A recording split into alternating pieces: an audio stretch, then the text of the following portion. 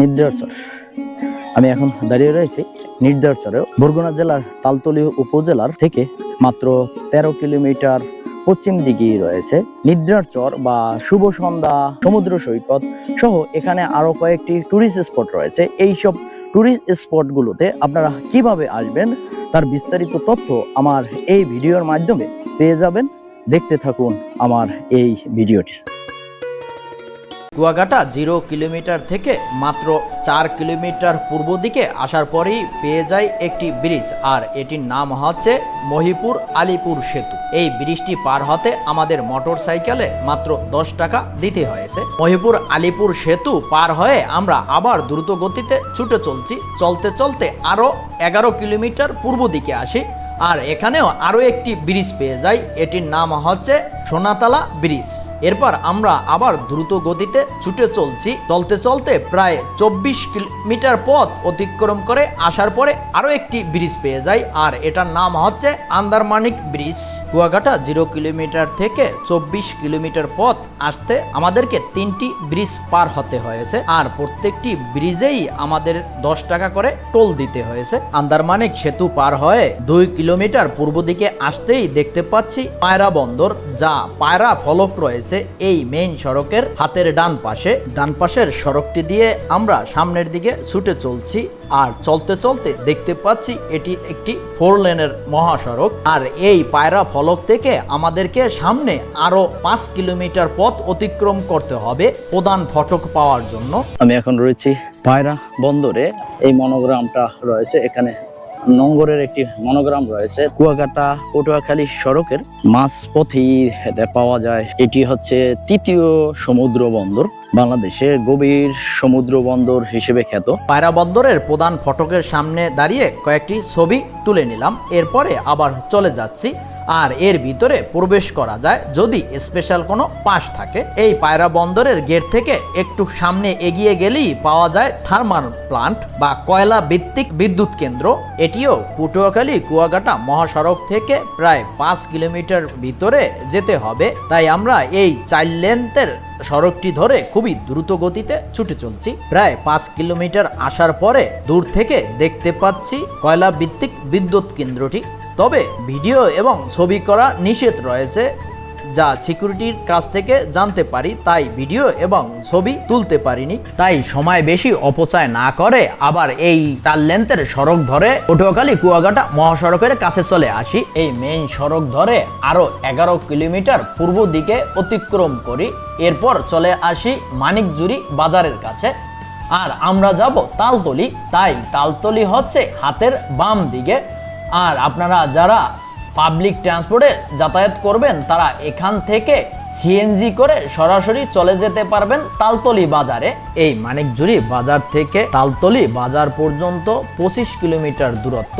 তবে রাস্তার খুবই বেহাল দশা। কিছু কিছু জায়গায় দেখা যাচ্ছে খুবই বাজে রাস্তা, আবার কিছু কিছু জায়গায় দেখা যাচ্ছে খুবই চমৎকার রাস্তা। এভাবে করে আমি ছুটে চলছি তালতলী বাজারের উদ্দেশ্যে। ফাইনালি আমি দীর্ঘ সময় পরে চলে আসছি তালতলী বাজারে। আমার এই সামনেই দেখতে পাচ্ছেন এটা হচ্ছে তালতলী বাস টার্মিনাল। এখান থেকে বিভিন্ন রুটে বাস ছেড়ে যায়। এটা হচ্ছে তালতলী উপজেলা শহর, আর জেলার নাম বরগুনা। প্রথমে আমাদের গন্তব্য সন্ধ্যা সমুদ্র সৈকত, যা এই তালতলী বাজার থেকে 10 কিলোমিটার দূরে অবস্থিত।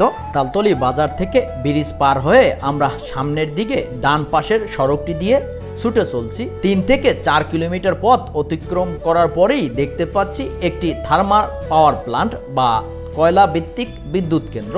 এই পায়রা নদীতে অনেকগুলো জাহাজ দেখতে পাচ্ছি, যেগুলো এই বিদ্যুৎ কেন্দ্রের কয়লা নিয়ে দাঁড়িয়ে রয়েছে। আমরা দ্রুত গতিতে ছুটে চলছি সন্ধ্যা সমুদ্র সৈকতের দিকে। ফাইনালি আমি চলে আসছি স্বাগতম শুভ সন্ধ্যা সমুদ্র সৈকতে। আর তালতলী পাশে দেখতে পাচ্ছেন মনোগ্রাম, আর এপাশেই রয়েছে সমুদ্র সৈকতটি। সমুদ্র সৈকতের প্রবেশের গেটেই অনেকগুলো দোকান রয়েছে, আর এখানে দেখতে পাচ্ছি কুচি কুচি ডাব রয়েছে, এবং চাইলে এখানে দুপুরের খাবারও খেতে পারবেন। কয়েকটা হোটেলও রয়েছে, যদি প্রতিমধ্যে সেটা দরকার হয় সেটা করতে পারবেন। কাঁকড়া, এই যে একটা সাইনবোর্ড দেখতে পাচ্ছি যেখানে অনেকগুলো খাবারের মেনু দেওয়া রয়েছে, চাইলে আপনারা সেটা খেতে পারবেন।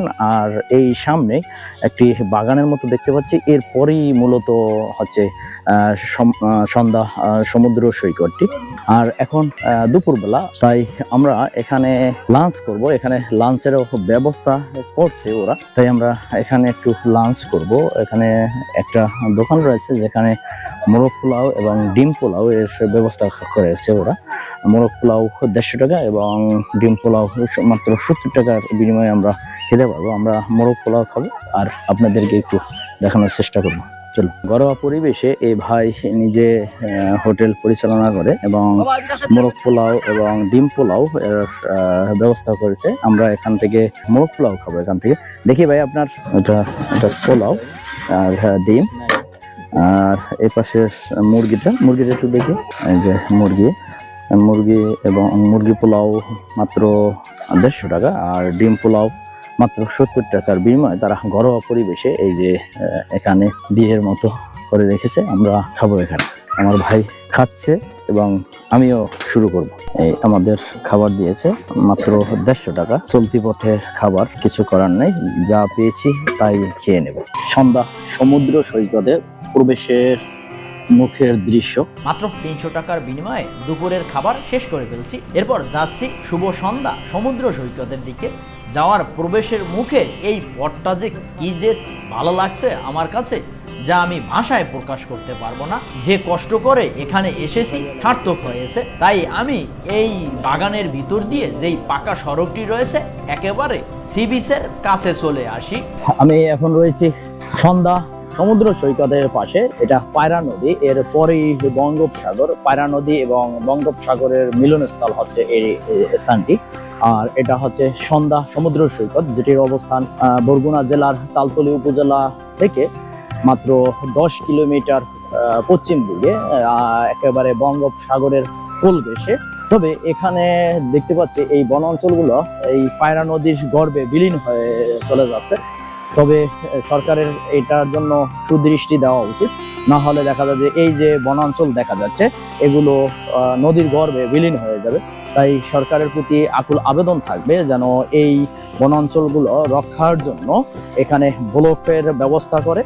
তাহলে দেখা যাবে যে এই বনাঞ্চল বা এই অঞ্চলের গ্রামবাসীকে রক্ষা করা যাবে। না হয় হয়তো একদিন দেখা যাবে যে নদীর গর্ভে বিলীন হয়ে যাচ্ছে, দূর পর্যন্ত দেখা যাবে এই দৃশ্যগুলো। খুবই চমৎকার একটি জায়গা, এখানে আসলে আপনার মন ভালো হয়ে যাবে, এটা বলা চলে। খুবই চমৎকার। আসুন, দেখুন, বাংলাদেশটা সম্পর্কে জানুন এবং বাংলাদেশের প্রকৃতির মাঝে হারিয়ে যান। সন্ধ্যা সমুদ্র সৈকতটির প্রধান আকর্ষণ হচ্ছে একপাশে ঝাউ গাছ আর অন্য পাশে হচ্ছে পায়রা নদী বা বঙ্গোপসাগরের মোহনা। খুবই চমৎকার। আর এখানে অনেক গাছপালা রয়েছে দেখা যাচ্ছে। দেখেন, এই মাথা থেকে ওই মাথা পর্যন্ত সব গাছপালা। আর এরপরেই রয়েছে পায়রা নদী বা বঙ্গোপসাগরের মোহনার কিছু অংশ এখানে রয়েছে। আমরা শুভ সন্ধ্যা সমুদ্র সৈকতে প্রায় 1 ঘন্টার মতো সময় কাটিয়েছি। আর এখন আমাদেরকে বিদায় নিতে হবে। আর এখানে লেখা রয়েছে, ধন্যবাদ, আবার আসবেন, উপজেলা প্রশাসক, তালতলী, বরগুনা। আপনারাও আবার আসবেন। আর এখান থেকে নিদ্রার চর রয়েছে 3 কিলোমিটার দূরে, আর সেখানেই আমরা যাব দুইজনে।